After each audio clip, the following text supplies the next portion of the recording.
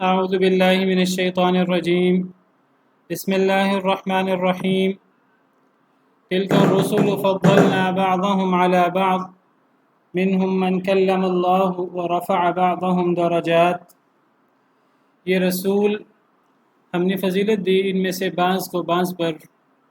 منهم من کلم اللہ، ان میں سے وہ بھی ہیں جن سے اللہ نے کلام کیا. ورفع بعضهم درجات، اور بلند کیا ان میں سے بعض کو درجات میں.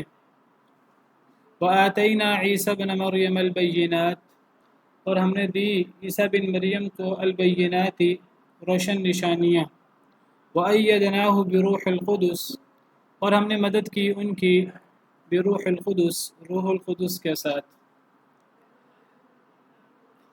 یہ آیت کریمہ کل ہم نے شروع کی تھی اور یہاں تک اس آیت کریمہ کو ہم نے پڑھا تھا.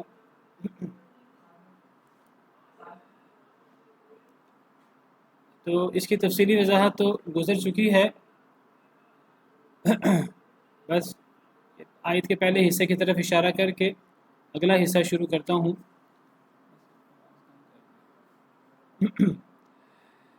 تو آیت کے پہلے حصے میں بتایا گیا ہے کہ یہ جو رسول ہیں انبیاء اور رسول علیہم السلام اجمعین، تو اللہ نے ان میں سے بعض کو بعض پر فضیلت دی ہے.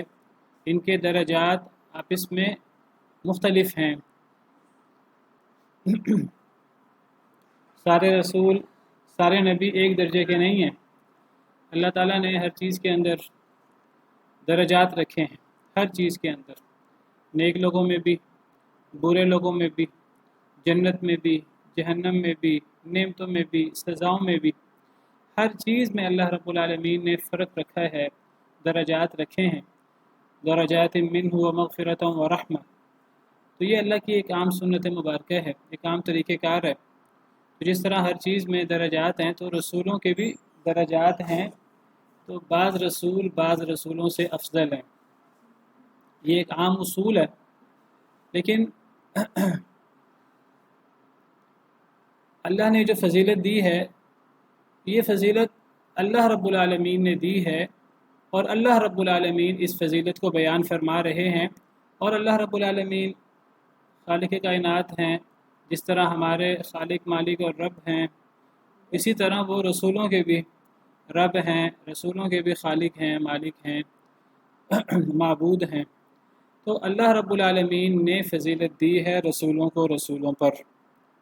اللہ رب العالمین اس کو بیان فرماتے ہیں بڑی حکمت کے ساتھ، بڑی ہی تدبیر کے ساتھ. امتیں جب رسولوں کے درمیان فرق کرنا شروع کر دیتی ہیں اور ایک رسول کو دوسرے رسول پر فضیلت دینا شروع کر دیتی ہیں، اگرچہ یہ بات اصولاً ایسے ہی ہے کہ رسولوں میں بعض کو بعض پر فوقیت ہے، جیسے اللہ رب العالمین نے رسولوں کو بعض پر فوقیت دی ہے. لیکن امتیں اپنے ناقص ہونے کی وجہ سے اپنے رسولوں کو بعض دفعہ دوسرے رسولوں پر جب فوقیت دیتی ہیں تو اس کے اندر، الفاظ کے اندر، تعبیر کے اندر ایسی کمی بیشی ہو جاتی ہے کہ دوسرے رسولوں کی کئی دفعہ توہین ہو جاتی ہے، کئی دفعہ تحقیر ہو جاتی ہے. اس لیے لوگوں کو عام طور پر منع کیا گیا ہے کہ لوگ رسولوں میں فرق نہ کریں. لا نفرق بین احد من رسولہ، قرآن کریم میں کئی مقام پر اللہ نے یہ بات سکھائی ہے امت محمدیہ علی صاحبہ الصلاۃ والسلام کو کہ ہم رسولوں کے درمیان فرق نہیں کرتے. ویسے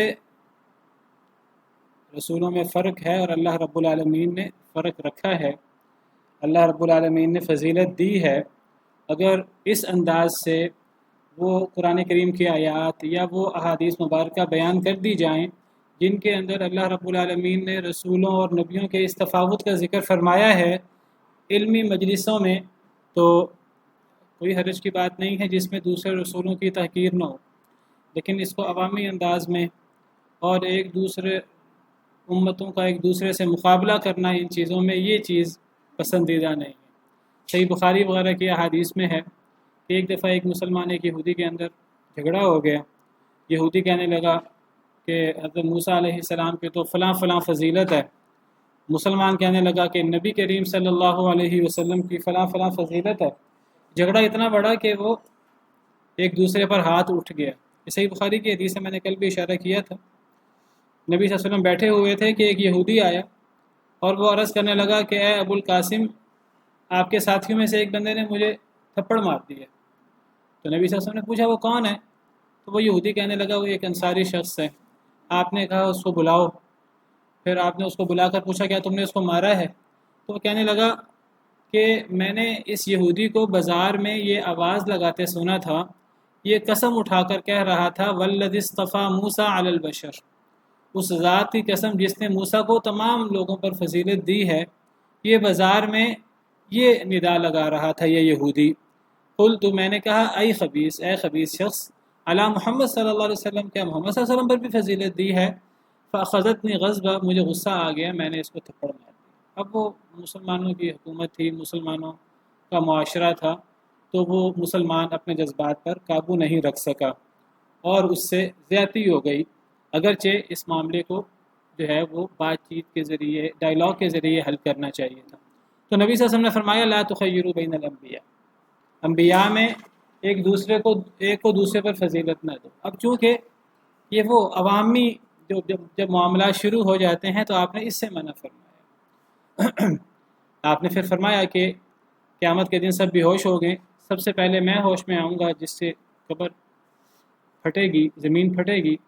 جب میں سب سے پہلے ہوش میں آؤں گا تو میں دیکھوں گا کہ موسیٰ علیہ السلام اللہ کے عرش کو پکڑے ہوئے ہیں، اللہ کے عرش کے پائے کو پکڑے ہوئے ہیں۔ میں نہیں جانتا کہ کیا وہ بے ہوش ہی نہیں ہوئے یا وہ جو ہے وہ مجھ سے پہلے ہوش میں آ گئے۔ تو یہ صحیح بخاری کی حدیث، تو اس سے پتہ لگتا ہے کہ ان چیزوں کو عوامی انداز سے ڈسکس نہیں کرنا چاہیے۔ باقی اگر عوامی انداز نہ ہو، بعض رسولوں کی توہین تحقیر نہ ہو، تو یہ ایک علمی چیز ہے اور اللہ رب العالمین نے فضیلت رکھی ہے، علمی طور پر ان چیزوں کو بیان کیا جا سکتا ہے۔ تو اللہ رب العالمین نے فضیلت کی بعض صورتیں بیان فرمائی ہیں۔ ایک تو اللہ رب العالمین نے فرمایا کہ بعض ایسے رسول ہیں جن سے اللہ نے کلام فرمایا، حضرت موسیٰ علیہ السلام، نبی صلی اللہ علیہ وسلم بھی، حضرت آدم بھی، کل میں نے ذکر کیا تھا تفصیل سے۔ بعض رسولوں کے اللہ نے درجات بلند کیے۔ پھر اللہ فرماتے ہیں ہم نے عیسیٰ بن مریم کو روشن نشانیاں دیں اور ہم نے روح القدس سے ان کی مدد کی، یہ بھی فضیلت کی چیزیں۔ تو اللہ رب العالمین نے بطور مثال ایک تو ذکر فرمایا کہ جن رسولوں سے اللہ نے کلام فرمایا ہے یہ ایک وجہ فضیلت ہے ان کی دیگر رسولوں پر۔ پھر حضرت عیسیٰ کا ذکر، اور اس میں حضرت موسیٰ علیہ السلام سر فہرست ہیں جن سے اللہ نے کلام فرمایا۔ تو گویا کہ اللہ رب العالمین نے حضرت موسیٰ کا ذکر فرمایا اور حضرت عیسیٰ کا ذکر فرمایا بطور مثال کہ جن رسولوں کو اللہ نے فضیلت دی ہے، اور بالتعیین تو جن سے اللہ نے کلام فرمائی حضرت موسیٰ، قرآن میں صراحت کے ساتھ ذکر ہے، اللہ نے ان سے کلام فرمایا، اور حضرت عیسیٰ کا باقاعدہ نام لے کر یہاں ذکر ہے، اور پھر عمومی ذکر ہے کہ بعض رسولوں کو اللہ نے بعض پر درجات میں بلندی دی۔ تو حضرت موسیٰ اور حضرت عیسیٰ، ان کا رسولوں کے اندر ایک بڑا مقام ہے، یہ بات یاد رکھنی چاہیے۔ تو میں ذکر کر رہا تھا آپ سے کہ عوام میں تو اس چیز کو اس انداز سے ڈسکس نہیں کرنا چاہیے کہ رسولوں کی توہین ہو۔ تو ویسے اللہ تعالیٰ نے فضیلت رکھی ہے۔ آپ دیکھیے نبیوں سے رسول افضل ہیں، ہر رسول نبی ہوتا ہے، ہر نبی رسول نہیں ہوتا، تو رسولوں کا مقام نبیوں سے افضل ہے۔ پھر رسول آپ کو پتہ تھوڑے ہیں، وہ حدیث جس میں ذکر ہے کہ نبی 1,00,000 سے اوپر ہیں، 1,40,000 یا 24,000، اور رسول 300 کے قریب ہیں، وہ اب کتنی صحیح ہے واللہ عالم۔ رسول کم ہیں، نبی بہت زیادہ ہیں، رسولوں کا مقام نبیوں سے بلند ہے۔ پھر رسولوں میں سے بعض رسولوں کا دیگر رسولوں پر مقام بلند ہے، جیسے اللہ رب العالمین نے رسولوں میں سے اولو العزم رسولوں کو باقی رسولوں پر فوقیت اور فضیلت دی ہے، اور نبی کریم صلی اللہ علیہ وسلم کو اللہ نے حکم دیا فاصبر کما صبر اولو العزم من الرسل، اس طرح صبر کریں جس طرح اولو العزم رسولوں نے صبر کیا۔ تو یہ اولو العزم رسول یہ کون سے ہیں؟ مفسرین کرام نے، علماء نے لکھا ہے، بیان کیا ہے کہ یہ 5 رسول ہیں جن کو اولو العزم رسول کہا جاتا ہے۔ یہ 5 رسول وہ ہیں جن کا قرآن کریم کی 2 آیات کے اندر اللہ رب العالمین نے ان 5 رسولوں کا تذکرہ فرمایا ہے 2 آیات کے اندر، صرف ان 5 رسولوں کا ذکر ہے اور کسی رسول کا ذکر نہیں ہے۔ میں ان میں سے ایک آیت آپ کے سامنے ذکر کر دیتا ہوں، یہ قرآن کریم کی 2 آیات میں ہے۔ ایک تو سورہ شورا کی آیت ہے، ایک سورہ احزاب کی آیت ہے۔ سورہ احزاب کی آیت وَإِذْ أَخَذْنَا مِنَ النَّبِيِّينَ مِيثَاقَهُمْ، سورہ احزاب آیت نمبر 7، جب ہم نے نبیوں سے ان کا پختہ وعدہ لیا، ومن کا اور آپ سے بھی، ومن کا سے مراد کون ہوئے؟ نبی کریم صلی اللہ علیہ وسلم، ومن نوح، نوح علیہ السلام سے بھی، و ابراہیم و موسیٰ و عیسیٰ بن مریم، ابراہیم علیہ السلام، موسیٰ علیہ السلام اور عیسیٰ بن مریم علیہم السلام اجمعین، وَأَخَذْنَا مِنْهُمْ مِيثَاقًا غَلِيظًا، ہم نے ان سے پختہ وعدہ لیا۔ ایک ہی آیت کریمہ کے اندر 5 رسولوں کا ذکر ہے، یہ 5 افضل ترین رسول ہیں، نبی کریم صلی اللہ علیہ وسلم، حضرت نوح علیہ السلام، حضرت ابراہیم علیہ السلام، حضرت موسیٰ، حضرت عیسیٰ علیہم السلام اجمعین، اور ان کا ذکر سورہ شورا میں بھی ہے۔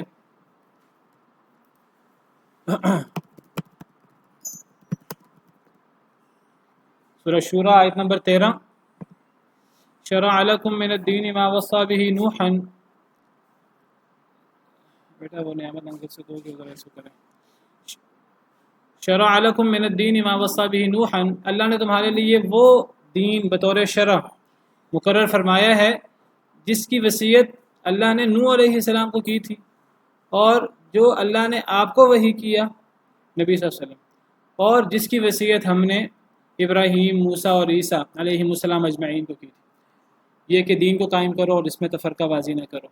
تو اس آیت کریمہ میں بھی اللہ تعالیٰ نے 5 رسولوں کا ذکر فرمایا۔ تو یہ 2 آیتیں قرآن کریم کی جن کے اندر اللہ نے افضل ترین رسولوں کا ذکر فرمایا، یہ 5 رسول سب سے افضل ہیں، اور میں بتا چکا ہوں کہ علی الاطلاق سب سے افضل نبی کریم صلی اللہ علیہ وسلم ہے، اور ان کی فضیلت کی سب سے بڑی دلیل ان کا خاتم النبیین، خاتم الانبیاء والرسل ہونا، کہ اللہ نے جن پر رسولوں کی عمارت کو مکمل کیا ہے، اور اللہ نے جن پر اس سلسلے کو مکمل کیا ہے، اب نبی کریم صلی اللہ علیہ وسلم کے بعد نہ کوئی رسول آئے گا، نہ کوئی نبی آئے گا، اور اگر سیدنا عیسیٰ علیہ السلام دوبارہ آسمانوں سے اتریں گے تو وہ رسول کی حیثیت سے نہیں کہ وہ کوئی نئی شریعت لائیں، بلکہ وہ نبی کریم صلی اللہ علیہ وسلم کی ہی شریعت پر عمل کرنے والے ہوں گے، قیامت کی نشانی کے طور پر وہ اتریں گے۔ تو نبی کریم صلی اللہ علیہ وسلم جو ہیں وہ سب سے افضل رسول ہیں، تمام بنی آدم کے سردار ہیں۔ آپ نے فرمایا انا سید ولد آدم ولا فخر، سب سے بلند مقام آپ کا ہے۔ اور پھر اس کے بعد ان 5 رسولوں کے اندر بھی علماء نے فضیلت درجات بیان کیے ہیں، تو کہتے ہیں نبی کریم صلی اللہ علیہ وسلم کے بعد سب سے بلند مقام سیدنا ابراہیم علیہ السلام کا ہے، پھر اس کے بعد سیدنا موسیٰ علیہ السلام کا ہے، پھر اس کے بعد سیدنا نوح علیہ السلام کا ہے، اور پھر اس کے بعد سیدنا عیسیٰ علیہ السلام کا ہے۔ واللہ تعالی اعلم۔ سب سے پہلے نبی کریم صلی اللہ علیہ وسلم، پھر حضرت موسیٰ، پھر حضرت ابراہیم، پھر حضرت موسیٰ، پھر حضرت نوح، پھر حضرت عیسیٰ علیہ السلام اجمعین۔ واللہ تعالی اعلم۔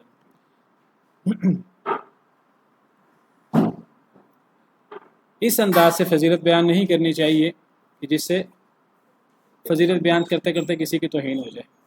فرمایا وَلَوْ شَاءَ اللَّهُ مَا اقْتَتَلَ الَّذِينَ مِن بَعْدِهِم مِّن بَعْدِ مَا جَاءَتْهُمُ الْبَيِّنَاتُ وَلَكِنِ اخْتَلَفُوا، اور اگر اللہ چاہتے تو نہ لڑتے وہ لوگ جو ان کے بعد تھے، من بعد ما جاءتهم البینات، اس کے بعد کہ آ گئی ان کے پاس روشن نشانیاں، یعنی اللہ نے جلیل القدر پیغمبر بھی بھیجے، رسول بھی بھیجے، رسول آتے رہے، تو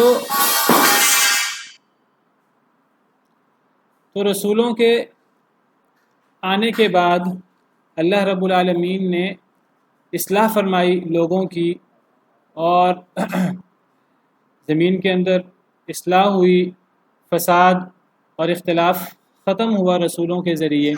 لیکن جب یہ رسول فوت ہوتے گئے اور یہ اٹھتے گئے تو رسولوں کے بعد دوبارہ لوگ دین سے دور ہوتے گئے، دوبارہ لوگ اختلاف کرتے رہے۔ فرمایا وَلَوْ شَاءَ اللَّهُ مَا اقْتَتَلَ الَّذِينَ مِن بَعْدِهِمْ، اگر اللہ چاہتے تو نہ لڑتے وہ لوگ جو ان کے بعد تھے، اس کے بعد کہ ان کے پاس روشن نشانیاں آ گئیں۔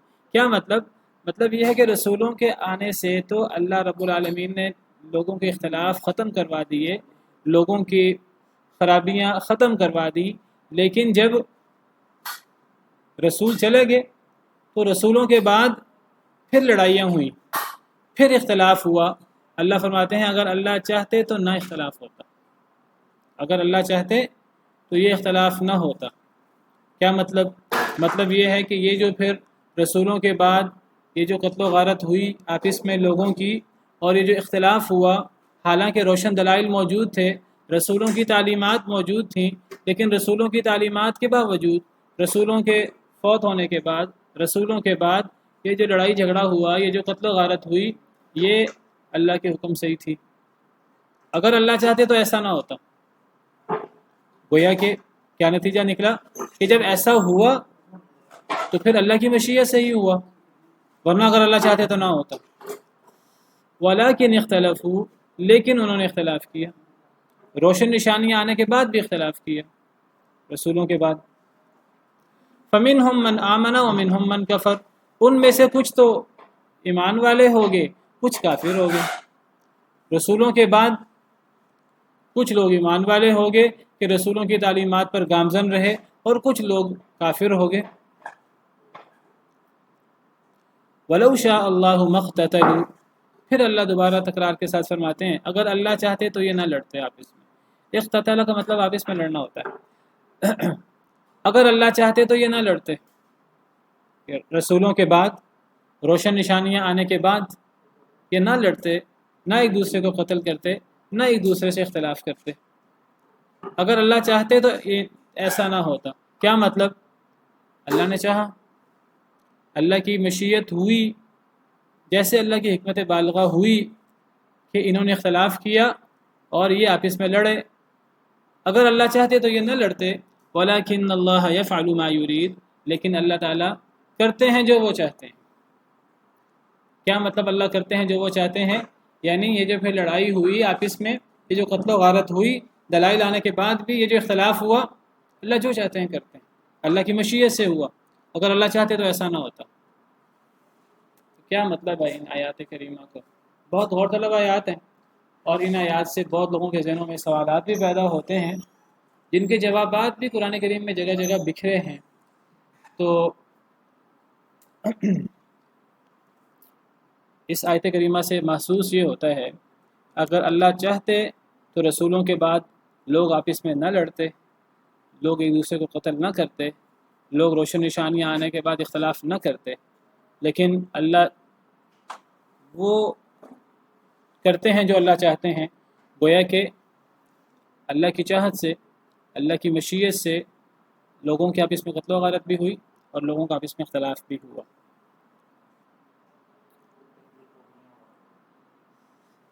ارادہ کونیہ اور ارادہ شرعیہ۔ پھر بہت بڑا اعتراض لوگ کرتے ہیں، کہتے ہیں اگر اللہ کے چاہنے سے ہی یہ سارا ہوا ہے تو پھر سزا کس بات کی؟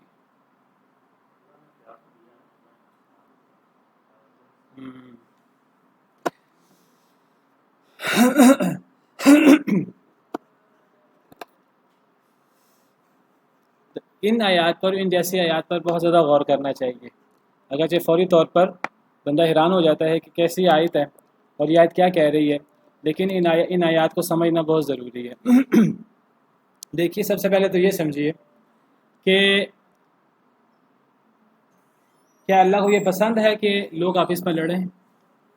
کیا اللہ کو یہ پسند ہے؟ کیا اللہ چاہتے ہیں کہ لوگ اختلاف کریں؟ کیا اللہ کو یہ بات بہت اچھی لگتی ہے کہ لوگ آپس میں قتل و غارت کریں؟ نہیں، اللہ کو یہ بات بالکل بھی اچھی نہیں لگتی۔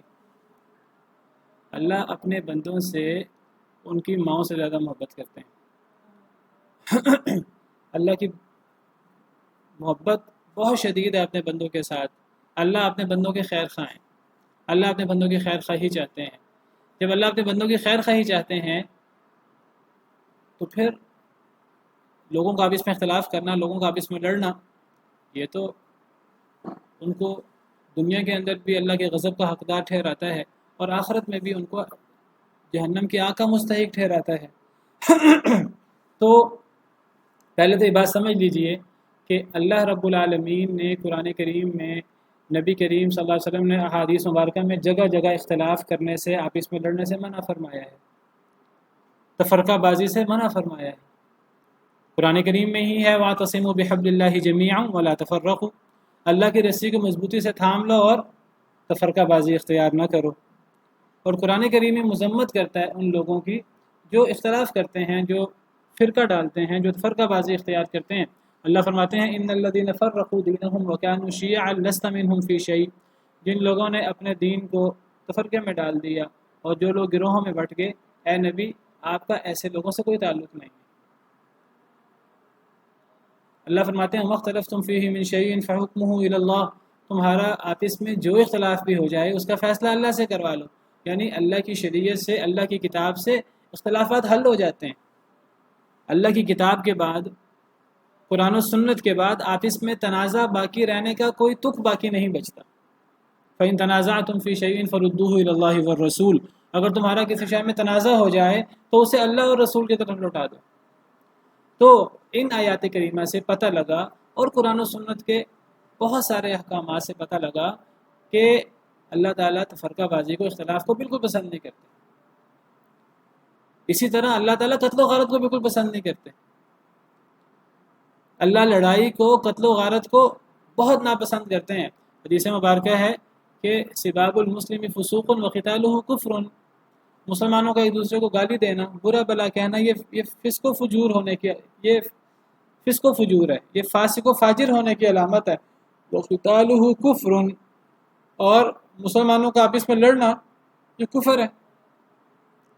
تو یعنی اللہ تعالیٰ تو آپس میں لڑائی کو کفر قرار دے رہے ہیں اور ایک دوسرے کو برا بلا کہنے کو فسق و فجور قرار دے رہے ہیں، اور اختلاف کی اتنی مذمت ہے کہ جو اختلاف کرے اس کا نبی سے کوئی تعلق ہی نہیں رہتا، نبی سے ان کا کوئی تعلق نہیں ہے۔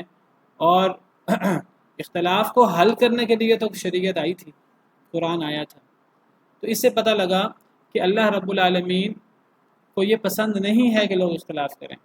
جب اللہ کو یہ پسند نہیں ہے تو پھر ان آیات میں، اس آیت کریمہ میں اللہ نے کیوں فرمایا کہ اگر اللہ چاہتے تو یہ نہ لڑتے، لیکن انہوں نے اختلاف کیا، بعض مسلمان ہو گئے، بعض کافر ہو گئے، اگر اللہ چاہتے تو یہ نہ لڑتے آپس میں، لیکن اللہ کرتے ہیں جو چاہتے ہیں۔ تو اس سے پتہ لگا کہ ایک اللہ کی پسند ہوتی ہے، ایک ہے اللہ کی پسند اور ایک اللہ کا حکم، جس کو ہم اصطلاح کے اندر عقیدے کی اصطلاح میں کہتے ہیں اللہ کے دو طرح کے ارادے ہیں، ایک کو ارادہ کونیہ کہتے ہیں، ایک کو ارادہ شرعیہ کہتے ہیں۔ ایک ارادہ کونیہ ہے، ایک ارادہ شرعیہ ہے۔ ارادہ شرعیہ کا مطلب کیا ہے؟ شریعت۔ شریعت کا کیا مطلب؟ کہ اللہ کی پسند ناپسند، اللہ کو کیا چیز اچھی لگتی ہے اور اللہ نے اپنے بندوں کو کیا احکامات دیے ہیں، یہ اللہ کا ارادہ شرعیہ ہے۔ یعنی دین کے وہ سارے احکامات جو اللہ نے ہمیں دیے ہیں، یہ سارے کے سارے اللہ کا ارادہ شرعیہ ہے، جس کو ہم شریعت کہتے ہیں۔ کیا کہتے ہیں؟ شریعت۔ قرآن و سنت، قرآن و سنت کے جتنے احکامات ہیں، ہمیں اللہ نے نماز پڑھنے کا حکم دیا تو اللہ کو پسند ہے کہ ہم نماز پڑھیں۔ اللہ نے ہمیں زکوٰۃ کا حکم دیا، روزے کا، حج کا، توحید کا۔ اللہ رب العالمین نے ہمیں سچ بولنے کا، انصاف کرنے کا، اخلاق کا، ماں باپ سے حسن سلوک کرنے کا، لوگوں کے ساتھ حسن سلوک کرنے کا حکم دیا۔ یہ ساری چیزیں اللہ کو پسند ہیں، اور جن جن چیزوں سے اللہ نے روکا ہے شریعت میں، وہ ساری چیزیں اللہ کو ناپسند ہیں۔ لڑائی سے روکا ہے، قتل و غارت سے روکا ہے، اختلاف سے روکا ہے، تفرقہ بازی سے روکا ہے، قرآن و سنت پر عمل نہ کرنے سے روکا ہے۔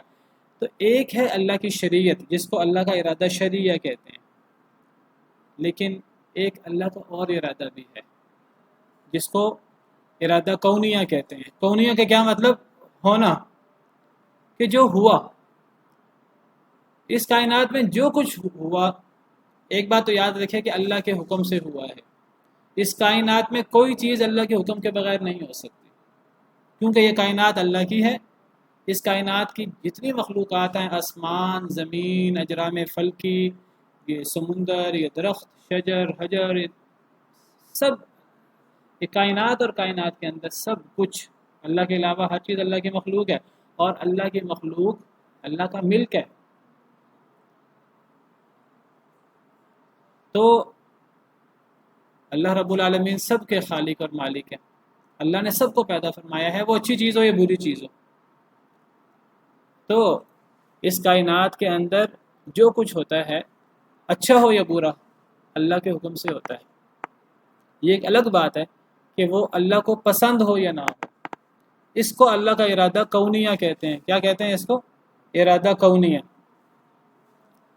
اب ایک اللہ کا ارادہ شرعیہ یا اللہ کی پسند ہے، پسند ناپسند، اور ایک اللہ کا حکم جس کو ارادہ کونیہ کہتے ہیں. اللہ رب العالمین نے تمام مخلوقات کو پابند کیا ہے کہ وہ تمام مخلوقات اللہ کی مرضی، اللہ کی پسند کے مطابق چلیں. تمام مخلوقات اللہ کی مرضی کی پابند ہیں سوائے انسان اور جن کے. سوائے انسان اور جن کے. انسان اور جن کو اللہ رب العالمین نے اختیار دیا ہے. اختیار دینے کا کیا مطلب ہے؟ کہ اللہ رب العالمین نے انہیں شریعت تو دے دی ہے، اپنی پسند ناپسند تو بتا دی ہے، لیکن اللہ رب العالمین نے انہیں اس شریعت کا پابند نہیں کیا.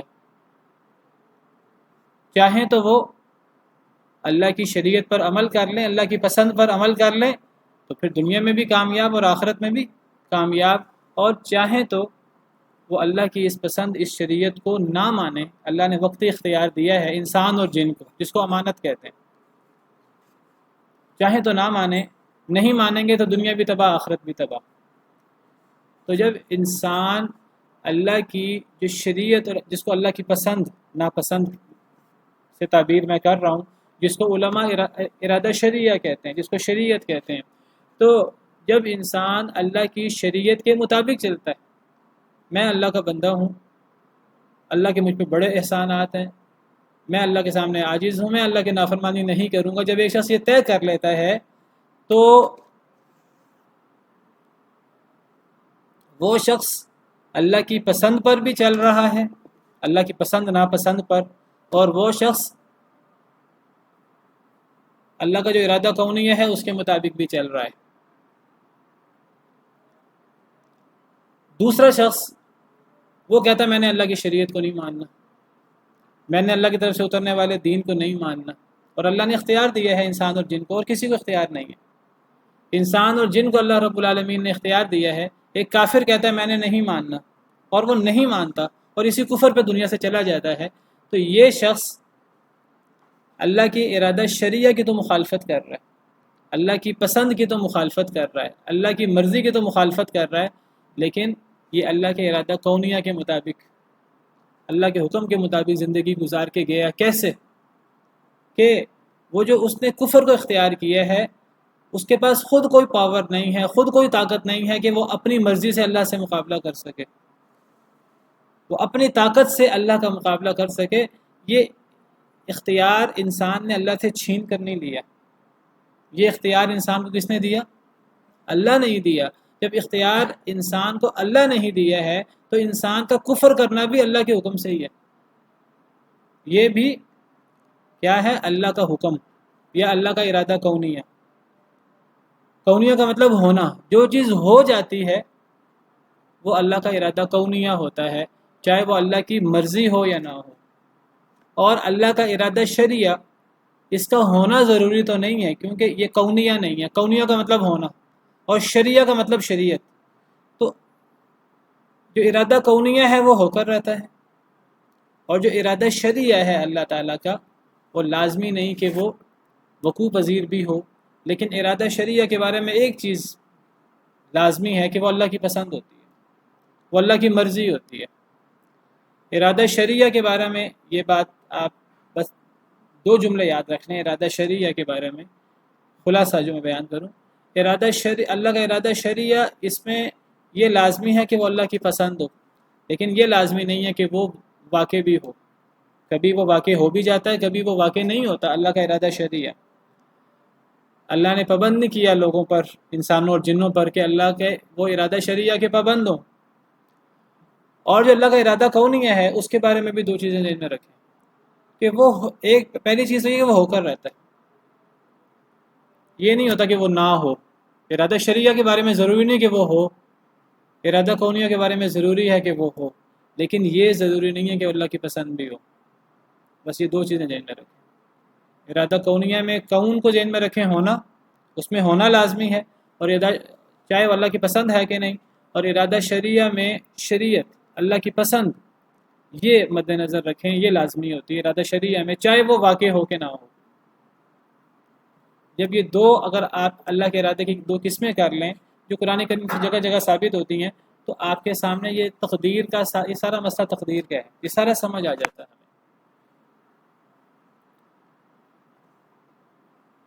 اب ذرا دوبارہ یہ ان آیات کی طرف ہم آتے ہیں.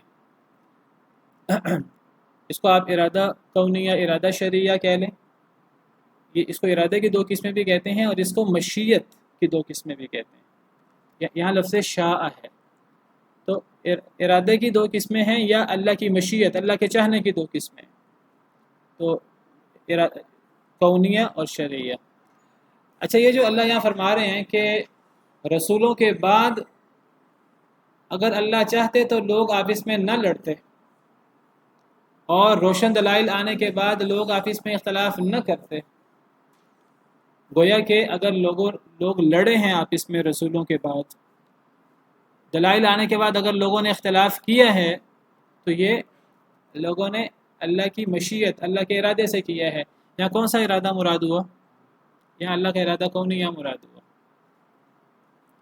یہ اللہ کی پسند نہیں ہے، یہ اللہ کا حکم ہے. اس کو آپ اللہ کا حکم کہہ لیں. یہ وہ اللہ کے دیے ہوئے اختیار، جو اللہ نے اختیار دیا تھا امانت انسانوں اور جنوں کو، اس اختیار کا غلط استعمال کرتے ہوئے لوگوں نے لڑائی جھگڑا کیا، لوگوں نے دلائل آنے کے بعد بھی اختلاف کیا. تو تھا یہ بھی اللہ کی مشیت سے، اللہ کے ارادے سے. لیکن یہ کون سی مشیت یا کون سا ارادہ ہے؟ ارادہ کونیہ، جس کے بارے میں ہونا ضروری ہے. یہ ضروری نہیں کہ اللہ کی پسند بھی ہے کہ نہیں. باقی میں نے آپ سے کہا کہ اللہ تعالیٰ لڑائی کو پسند نہیں کرتے. میں نے کہا اللہ تعالیٰ اختلاف کو پسند نہیں کرتے، جھگڑے کو پسند نہیں کرتے. یہ ساری باتیں جو میں نے کہیں یہ اللہ کے ارادہ شرعیہ کے متعلق کہیں ہیں. اور قرآن کریم بھرا پڑا ہے کہ اللہ تعالیٰ ان چیزوں کو پسند نہیں کرتے.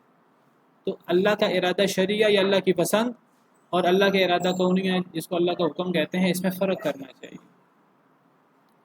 تو ایک اللہ کی پسند ہے، اس کا پتہ لگتا ہے شریعت سے، اور ایک اللہ کا حکم ہے ارادہ کونیہ، اس کا کیسے پتہ لگتا ہے؟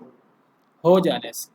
یہ بات میں نے پہلے کئی دفعہ تفصیل سے بیان کی ہے. ارادہ شرعیہ کا پتہ لگتا ہے، اس کی دلیل شریعت ہوتی ہے، اور ارادہ کونیہ کا پتہ لگتا ہے ہو جانے سے. جو چیز ہو جائے، آپ آنکھیں بند کر کے کہہ دیں وہ اللہ کا ارادہ کونیہ تھا وہ بھی اللہ کا ارادہ. اب میں آپ سے سوال کرتا ہوں تھوڑی سی چیزوں کو واضح کرنے کے لیے. میں اکثر یہ مثال دیتا ہوں. دیکھیے، ایک نیک شخص وہ اللہ کے احکامات کے مطابق، اللہ کی شریعت کے مطابق، اللہ کی پسند کے مطابق زندگی گزارتا ہے، اور وہ زندگی گزار کر فوت ہو جاتا ہے. جیسے سیدنا ابو بکر صدیق رضی اللہ عنہ ہیں. تو سیدنا ابو بکر صدیق کا ایمان لانا،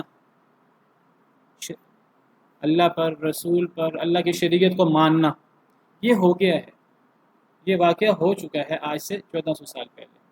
وہ ایمان لا کر، نیکیاں کر کے، نبیوں کے بعد سب سے افضل ہو کر وہ دنیا سے جا چکے ہیں.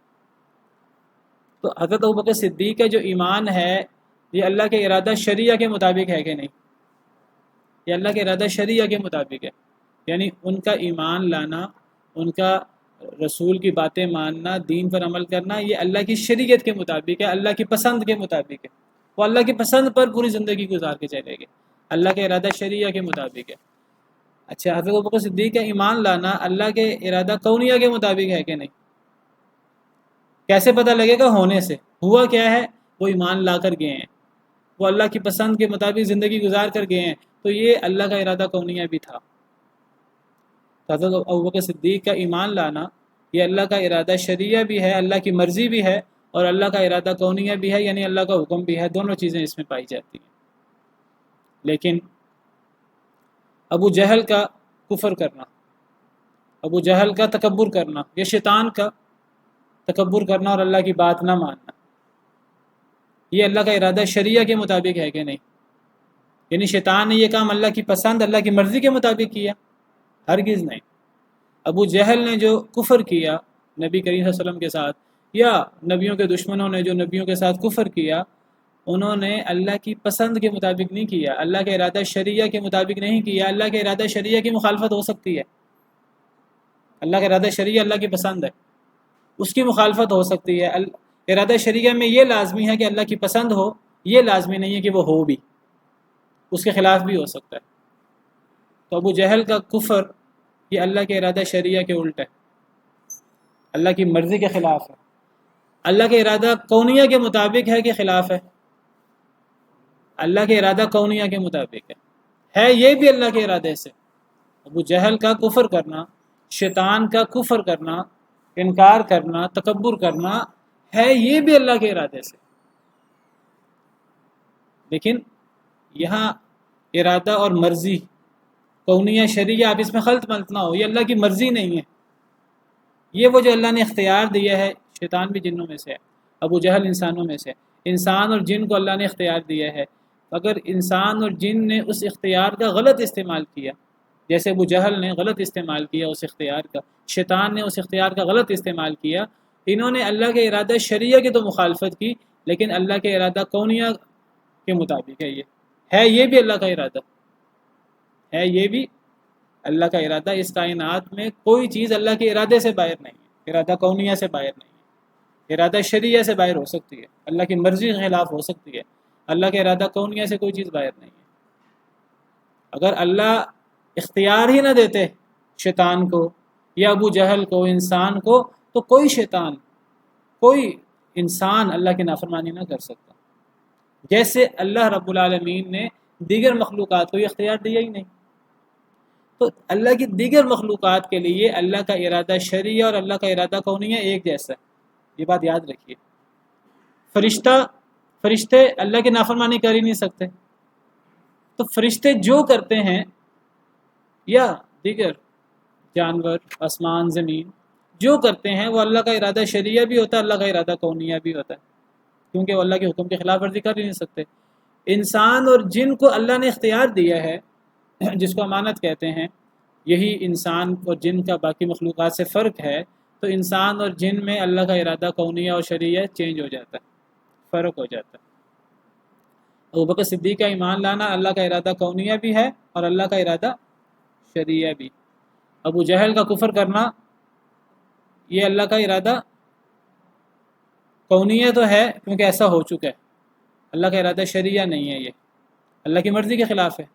اگر ہم فرض کر لیں کہ ابوبکر صدیق ایمان نہ لاتے، بالفرض ابوبکر صدیق کا کفر کرنا، اللہ معاف کرے، سوچنے کی حد تک یہ اللہ کا نہ ارادہ کونیہ ہے نہ ارادہ شرعیہ ہے، نہ اللہ کی مرضی ہے کہ کوئی شخص اللہ کی نافرمانی کرے، اور نہ ایسا ہوا ہے، تو یہ نہ ارادہ کونیہ ہے نہ ارادہ شرعیہ ہے۔ اگر فرض کر لیں ابو جہل ایمان لے آتا، بالفرض ابو جہل کا ایمان لانا یہ اللہ کا ارادہ شرعیہ تو ہے، اللہ کا ارادہ کونیہ نہیں ہے۔ اس سے اصل میں یہ ارادہ کونیہ اور ارادہ شرعیہ، یا جس کو آپ اللہ کی مرضی اور اللہ کا حکم کہہ لیں، اس کا فرق ہو جاتا ہے۔ تو یہ جو جنت جہنم ہے نا، یہ اللہ کی ارادہ شرعیہ کی مخالفت پر ہے۔ جنت جہنم اللہ کے ارادہ شرعیہ کی مخالفت پر ہے، اللہ کی مرضی کی مخالفت پر ہے، یعنی جس کو اللہ کی شریعت کہتے ہیں۔ جو شخص بھی انسان یا جن اللہ کی شریعت کی پابندی کرے گا اس کو جنت ملے گی، اور جو انسان یا جن اللہ کی شریعت، اللہ کے ارادہ شرعیہ کی مخالفت کرے گا وہ اللہ کی جنت میں نہیں جا سکتا، چاہے وہ اللہ کے ارادہ کونیہ کے مطابق چل رہا ہے کہ نہیں۔ کیونکہ کافر اگر کفر کرتا ہے وہ بھی اللہ کے ارادے سے کرتا ہے، اگر اللہ کافر کو کفر کی اجازت نہ دیتے تو کافر کبھی کفر بھی نہ کر سکتا، شیطان کبھی شیطنت بھی نہ کر سکتا۔ تو بعض دفعہ اگر ہم اس فرق کو مد نظر نہیں رکھتے تو بعض دفعہ ہم اللہ کو اور شیطان کو ایک دوسرے کے بالمقابل ٹھہرا دیتے ہیں۔ یہ بات یاد رکھیے، اللہ اور شیطان بالمقابل نہیں ہے، اس معنی میں بالمقابل نہیں ہے کہ اللہ کوئی خیر کے رب ہیں اور کوئی شیطان کوئی اللہ کا اس طرح کر کے وہ مخالف ہے کہ وہ کوئی اللہ کے برابر قوت رکھتا ہے، اللہ معاف کرے، اللہ معاف کرے۔ اس کائنات کا رب ایک ہی ہے، اس کائنات کا حکم دینے والا ایک ہی ہے، وہ کون ہے؟ اللہ۔ اور اللہ کا حکم ہی نافذ ہے، اللہ کا ارادہ کونیہ وہ نافذ ہے۔ کوئی دنیا میں اچھا کام ہو یا برا کام ہو، اللہ کے حکم سے ہوتا ہے۔ کوئی قتل بھی ہوتا ہے نا اس دنیا میں، وہ بھی اللہ کے حکم سے ہوتا ہے، یہ بات یاد رکھیں۔ اس دنیا کے اندر شرک بھی ہوتا ہے، کوئی اللہ کا دشمن کوئی گناہ کا کام کرتا ہے وہ بھی اللہ کا حکم، اللہ کا ارادہ کونیہ ہے، لیکن وہ اللہ کا ارادہ شرعیہ نہیں ہوتا، لہٰذا وہ اللہ کی جہنم کا حقدار ٹھہرتا ہے۔ کافروں کا جہنم میں جانا یہ اللہ کا ارادہ کونیہ تو ہے، اللہ کا ارادہ شرعیہ نہیں ہے، ٹھیک ہے؟ اس بات کو اس طرح سمجھیے۔ تو یہاں یہ جو لفظ مشیت یا ارادے کی بات ہو رہی ہے، یہاں کس ارادے کی بات ہو رہی ہے؟ کہ اللہ نے چاہا تو لوگوں نے لڑائی کی، اللہ نے چاہا تو لوگوں نے اختلاف کیا، یہاں کون سی اللہ کی مشیت، کون سا ارادہ مراد ہے؟ اللہ کا ارادہ کونی ہے۔ اگرچہ اللہ کی مشیت، اللہ کا ارادہ شرعیہ یہ نہیں تھا، اللہ کا ارادہ شرعیہ اس کے الٹ ہے۔ تو اس سے یہ بتانا مقصود ہے کہ اگر ایک شخص اللہ کی نافرمانی کر رہا ہے تو وہ اللہ کی پسند اور اللہ کی شریعت کی خلاف ورزی تو کر رہا ہے، لیکن وہ بھی اللہ کے دیے ہوئے اختیار سے ہی کر رہا ہے۔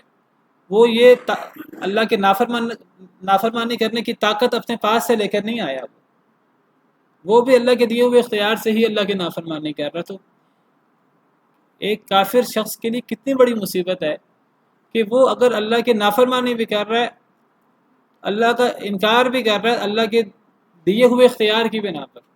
اگر اللہ انسان کو یہ اختیار دیتے ہی نہ تو انسان اللہ کا انکار ہی نہ کر سکتا، انسان اللہ کی نافرمانی بھی نہ کر سکتا۔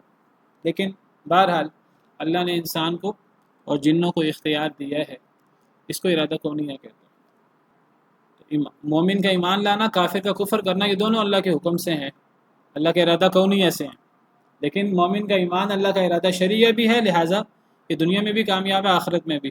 لیکن کافر کا کفر یہ اللہ کے ارادہ شرعیہ کے خلاف ہے اللہ کے ارادہ کونیہ کے مطابق، تو یہ دنیا اور آخرت دونوں میں تباہ ہوگا۔